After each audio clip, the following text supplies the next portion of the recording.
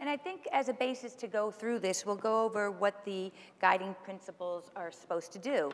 And we wanted to solve some of the problems that exist in our industry today in clarity of terms and in the measurements that people are using. So we feel that there's 5 key problems solved. And one of them is the definition of the terms themselves.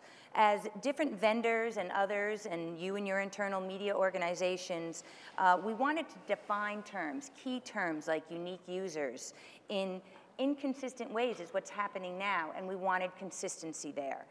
So the solution that we have is the guidelines do establish single definitions for key terms that relate to audience measurement.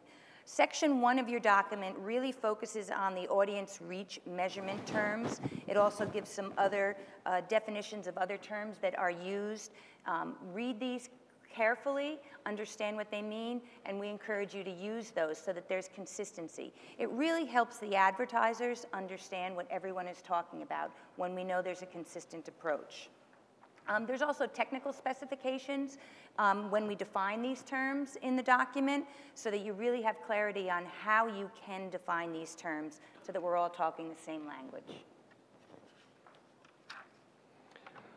So as I mentioned a moment ago, the trust in the methodologies is another key problem that we believe we're solving by being transparent about what those methodologies are and adopting best practices in the industry, clear guidelines on statistical margins of error, and rigor in the methodologies generally.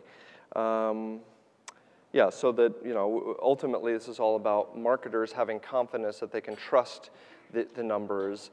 And again, audits are being encouraged, but not required as a part of this, but at least just adopting well understood research methodologies. Naming consistency.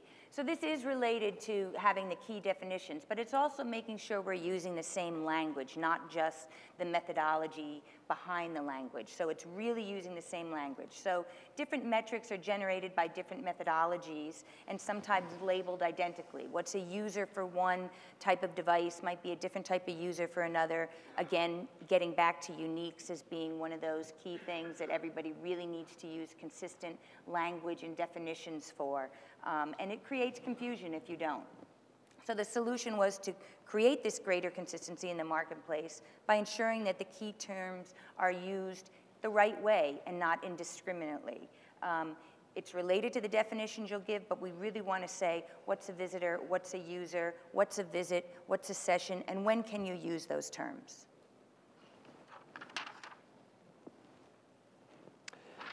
Again, transparency. As we've even heard on the stage today from several of the vendors, vendors are coming at, it's almost organized chaos is about the most generous way to put, the environment that we work in the internet. And there are a lot of different ways to try and come at that. We have, some vendors with tagging, some vendors with panels. Cookies obviously play a complete part, an important part.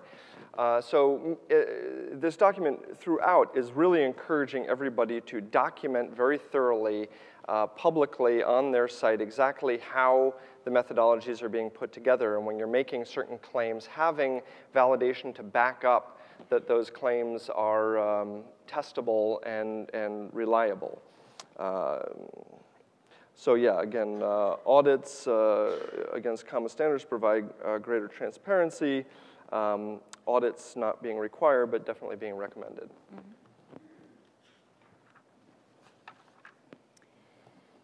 Time spent, it's one of my favorite subjects. One of the key problems that we have is time spent as a measurement and how people are defining it. This is one of the coveted engagement metrics that we hear a lot of talk about, but what does it really mean and what are the rules behind it?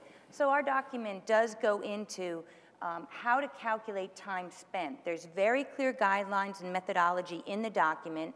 There's also appendices at the end which give very specific examples of how time spent can be done using census-based and using multiple browser tab approaches to doing time spent.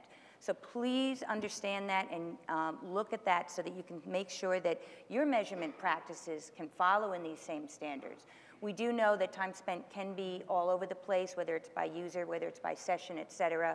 So this is giving real clarity into the best ways to use this metric so that the engagement metrics that everyone covets can really have a standard that we all use.